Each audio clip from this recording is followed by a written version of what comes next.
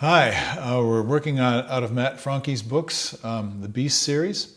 This is from the third book, I believe, which is called Provoking the Beast. And to be honest with you, I haven't practiced these very much. So this is an experiment for me, but I know that I can learn a lot from it, and hopefully you'll learn with me. I'm going to play the first exercise. This is called what's it called? Power accuracy exercise. Power accuracy. That's a good thing. Most trumpet players want to have power, but it's also important to be accurate if you want to get a job and keep a job. So let's go ahead and play this, and you'll see that you'll recognize the pattern immediately. Now, in this one, it's important to note he has 3 lines of the pattern, moving gradually up in range, and then rest. And he's got those little railroad tracks, which means rest as long as you play. Most people don't do that, but it's very, very helpful to do that because it gives your mind time to reconstruct what actually happened, time to reflect and remember, and you're making all kinds of brain connections during this phase. So that rest is really the most important part.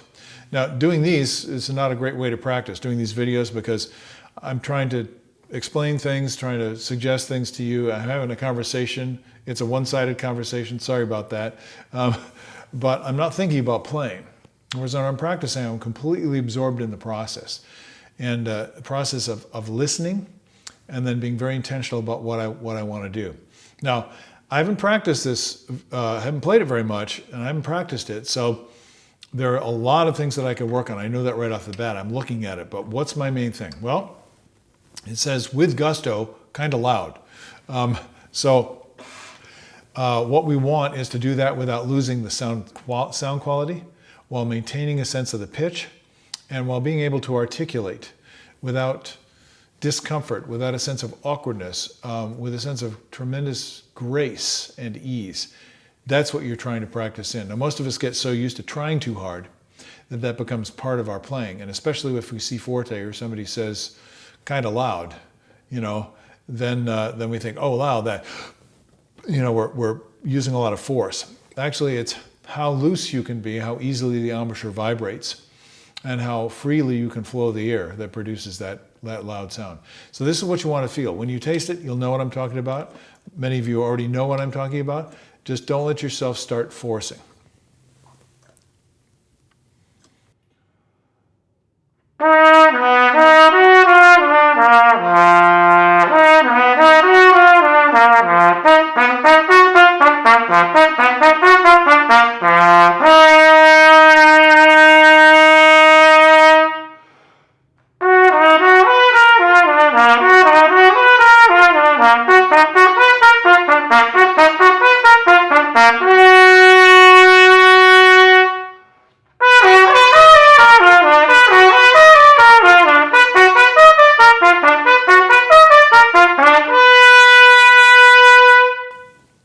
So the main thing I'm concentrating on, the main thing I'm noticing, because this is what I'm looking at with my mind, is I'm starting to, as I go higher, I'm starting to manipulate the notes a little bit. What does that mean? I'm starting to squeeze a little bit with the embouchure. I'm starting to overblow a little bit. Tension is creeping in where it's not necessary. It's not accomplishing anything. It's actually starting to make me stiffen up and not as flexible as I would like to be. That's another great thing about many of the exercises in all these books is flexibility. When you can move easily from one note to another, you're doing really well. Hearing the notes accurately, as we talked about many times, is going to be helpful for that. But here it's a physical sensation of the flow between the notes. So play in between the notes. Let me try another one. This one looks a little ugly.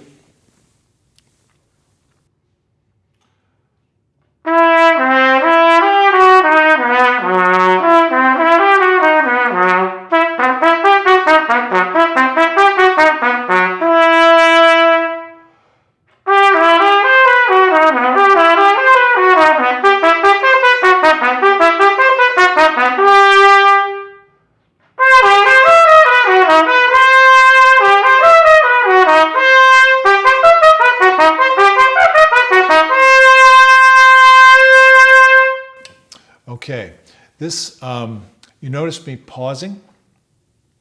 I'm doing that on purpose. I find this to be very therapeutic. If I pause when I start feeling that tension to come in and just sustain the note, then I release the tension. I can hear the effect on the note. I can get my body back to where the sound production is as natural as possible. There's no force involved. There is power involved, but there's no force. I'm not straining. Then I can go ahead. And the goal is to be able to maintain that all the way through the exercise. Now, if you're trying to, one thing that's very important here is you're trying to play in tune. And there are a lot of D flats and C sharps. And that doesn't help because that note, as you all know, is has the worst pitch of any note on the trumpet. It tends to be very sharp, so we have to use the third valve slide on it. So that becomes part of the fingering, and I know I didn't do that very well. So that's one reason why I was pausing. I'm going to try it again, and this time I'm going to focus on being ready to use that third valve slide appropriately, because in the last one I played, I'm going D flat, A flat, D flat to A flat. That slide has to move very gracefully, and the timing has to be right.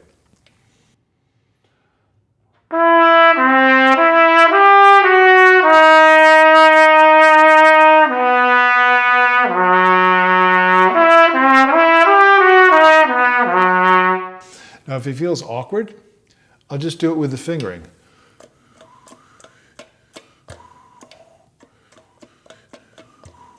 And pay attention to how your hands feel. If you're carrying tension in the hands, if your hands are not just something on which to rest the trumpet, if your right hand is not relaxed and free to dance, you're holding tension. And when you have tension in your hands, that tension goes everywhere else in your body, because your hands are very, very, they're full of nerve endings, and so that tension just gets transmitted to the rest of your central nervous system, and you start getting tension in places that are going to interfere with your playing. So this is why I think in the Schuberg book, the tongue trainer's book, there are little patterns, finger patterns at the beginning of every exercise. And he has you do the finger patterns without playing on the trumpet. This is a similar idea to what I'm dealing with here. If the fingers are awkward, then you're going to have trouble tonguing, because your hands and your mouth, your tongue, your face are very sensitive, and they're connected. Your nervous system is connected. So if you don't straighten out the problem in one area, if you don't improve it in another area, then all the areas can't come together. And so this is a holistic process. Well, let me find another one here. Now they're gradually ascending until they get into the upper register. So let's see, what's a good one? All right, let's try this one. This is starting on, this is based on the E flat and starting on the G.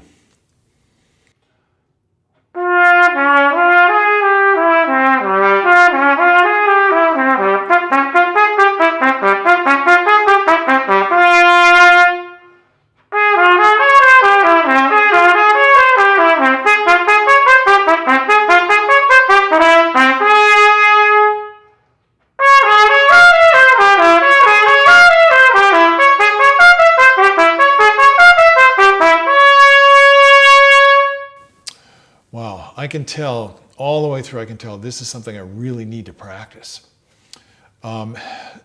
Why? So many reasons. Most people, when they tongue, and I'm feeling it, they're creating more resistance. So they're going, everything is beautiful in the slur, and then it's, they're choking the air, maybe in their throat, maybe in their tongue, maybe both, and holding the air back. When you do that, you have to blow harder, which means you're starting to force the air against the embouchure now and holding it back with your throat and your tongue. You'll hear when great players play, and hopefully you heard a little bit of that there, where the sound is the same.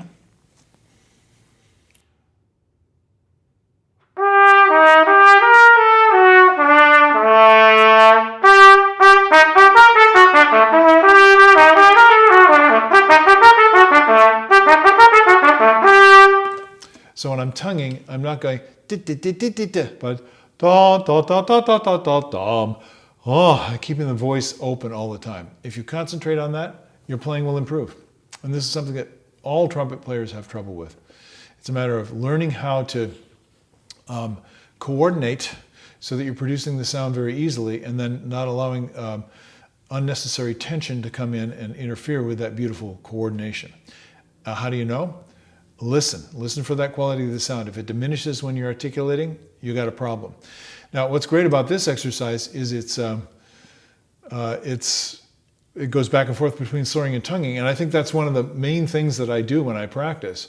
I'm always trying to get the way I'm producing the sound when I'm sustaining it without articulation, and the way I produce the sound when I'm articulating to be exactly the same. And for many people that require an adjustment. What happens is that we get accustomed to tonguing forcefully, so we're using the air differently, and our tongue is in a different position when we're articulating. So check that out. This exercise is really great for that. I wish I could have given you a more inspiring rendition, but this is not about how well I'm playing. I'm doing these so that we can be practicing them together and improving our playing. So I got a lot of work to do on this one. I'll try one more just because I'm a tough guy and I like to challenge myself. So let's see. Oh, here's one. How about this one starts on a C. So this one's based on the on A flat.